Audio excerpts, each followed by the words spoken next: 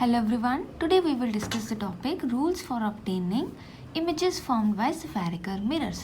जो लेसन 10 हमने किया, सबसे पहले हमने रिफ्लेक्शंस को डिस्कस किया था, रिफ्लेक्शन के लॉज को डिस्कस किया था। देन हमने प्लेन मिरर की प्रॉपर्टीज़ डिस्कस करी। देन हमने ये देखा कि जो स्फेरिकल मिरर्स होते हैं फर्दर टू टाइप्स के होते हैं, कॉनकेव एंड कॉन्वेक्स। एंड उसके बाद हम ये देखेंगे कि जैसे प्लेन मिरर में हमने इमेज फॉर्म करी, वैसे जब स्फेरिकल मिरर्स के केस में इमेजेस फॉर्म होती हैं तो उनके लिए क्या कोई रूल्स हैं, अगर वो रूल्स हैं तो हम उनको किस तरह से फॉलो करेंगे। So let us start with our first point, a ray parallel to the principal axis. Principal axis मैं फिर से बता देती हूँ, ये हमारे पास कोई मिरर होता है, जैसे कॉनकेव मिरर है, ये कॉनकेव मिरर के बिल्कुल सेंटर का जो पॉइंट होता है उसको पोल बोल देते हैं। देन जब इस कॉनकेव मिरर को हम एक्सटेंड करते हैं तो एक बड़ा सा सर्कल बन जाता है। अब उस सर्कल का जो सेंटर होता है उसको बोल देते हैं सी। अब जो straight line C centre of curvature और प्रिंसिपल एक्सिस में पोल में से पास करती है उसको हम बोलते हैं प्रिंसिपल एक्सिस।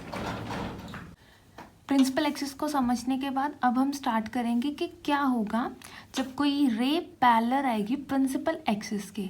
तो ये सेट ऑफ रूल्स हैं, ये आपको याद रखने पड़ेंगे।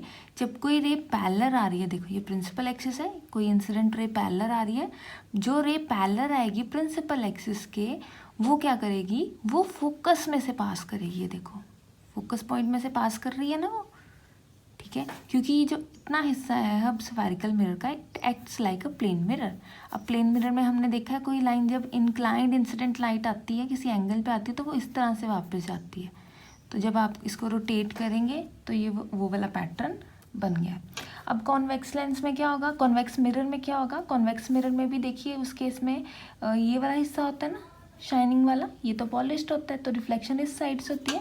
सो पैरेलल आ रही है इंसिडेंट रे। अब इंसिडेंट रे क्या कर रही है, फिर से ये रिफ्लेक्ट कर रही है। अब इस केस में हमने पहले भी बात करी थी कि हमें जो है लाइंस मीट तो नहीं करती एक्चुअली, क्रॉस तो नहीं करती जैसे कॉनकेव मिरर में करती हैं, पर इसमें थोड़ा सा डिफरेंट होता है, हमें लाइंस को मीट करवाना पड़ता है इमेजिनरी लाइन को ड्रॉ करके। तो हम यहाँ पे क्या करेंगे, लाइन को ड्रॉ करेंगे। अब ये देखो जो सी एस से सेंटर ऑफ कर्वेचर में से ये जो नॉर्मल रे पास कर रही थी पहले केस में, और सेकेंड केस में भी जो सेंटर ऑफ कर्वेचर में से जो है वो लाइन नॉर्मल रे जो है वो पास करेगी, जो इस केस में ये लाइन थी।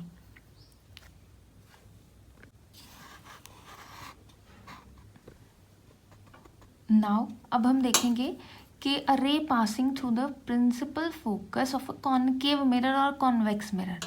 अब देखियो अगर कोई लाइट पहले केस में पैरेलल आ रही थी प्रिंसिपल एक्सिस के, अब कोई लाइट प्रिंसिपल फोकस में से पास कर रही है, जो एफ होता है इसको प्रिंसिपल फोकस भी बोल देते हैं।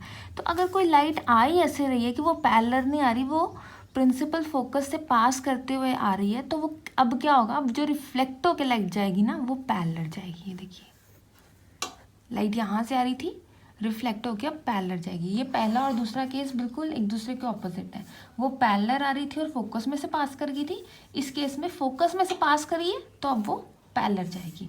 कॉन्वेक्स मिरर में भी ऐसा ही होगा, पहले लाइट पैरेलल आ रही थी और रिफ्लेक्ट कर गई, फिर हमने उसको मीट करवाया फोकस पे। अब इस केस में क्या होगा, लाइट आ ही रही थी इस तरह से कि वो फोकस पे मीट हो रही थी, ठीक है, जिसको हमने खुद से मीट कराया। अब वो क्या करेगी, वो पैरेलल चली जाएगी प्रिंसिपल एक्सिस के। Now the third case is जब कोई लाइट ना पैरेलल आ रही है प्रिंसिपल एक्सिस के और ना ही पैरेलल आ रही है वो फोकस में इसमें पास नहीं कर रही है, तो अब क्या होगा, अगर कोई लाइट ना फोकस में से पास कर रही है जैसे इस केस में था, ना वो पैरेलल आ रही थी जैसे इस केस में था, तो अब क्या होगा, अब अगर वो लाइट सेंटर ऑफ कर्वेचर में से पास कर रही है तो वो सीधा रिफ्लेक्ट बैक कर जाएगी उसी पाथ पे। ये केस सिमिलर होगा मिरर के, अगर कोई मिरर में इस तरह से लाइट आ रही है तो वो इंसिडेंट होने के बाद सीधा रिफ्लेक्ट बैक ही करेगी। तो कॉन्वेक्स मिरर के केस में भी ऐसा होगा कि लाइट की डायरेक्शन कुछ इस तरह से है, जब हमने उसको ड्रॉ करके देखा तो वो सेंटर ऑफ कर्वेचर में से पास कर रही थी, तो अब क्या होगा, रिफ्लेक्ट होके भी वो सेम पाथ को फॉलो करेगी। And the last rule is a ray incident obliquely to the principal axis. अब कोई लाइट रे आ रही है इंसिडेंट रे, अब वो किसी एंगल पे पड़ रही है पोल पे, वो सीधा उसकी डायरेक्शन कुछ इस तरह से है कि वो इंसिडेंटली इंक्लाइंड आ रही है, एंगल बना रही है पोल के साथ, तो क्या होगा, वो लाइट जो है इस तरह से आएगी एंड पोल से रिफ्लेक्ट बैक कर जाएगी कुछ इस डायरेक्शन में, और ये हो गया एंगल ऑफ इंसिडेंस। अब नॉर्मल का काम जो है हमारा ये प्रिंसिपल एक्सिस कर रहा है, ठीक है। अगर आप इसको टेढ़ा करके देखें तो ये कुछ इस तरह का केस फिर से बन जाएगा, यहाँ पे ये सी लाइन, ठीक है। अब कॉन्वेक्स मिरर के केस में भी ऐसा ही होगा, इंसिडेंट रे आ रही है, पोल पे फोकस थी वो, ठीक है, पोल पे इंसिडेंट होने के बाद वो रिफ्लेक्ट कर गई, ठीक है। एफ होगा फोकस पॉइंट, सी होगा सेंटर ऑफ कर्वेचर, एंड इसके बाद हम डिस्कस करेंगे, कुछ इमेजेस फॉर्म करेंगे, ठीक है, एंड हम देखेंगे कि 6 इमेजेस कैसे हम ड्रॉ कर सकते हैं एक मिरर के साथ। Thank you so much.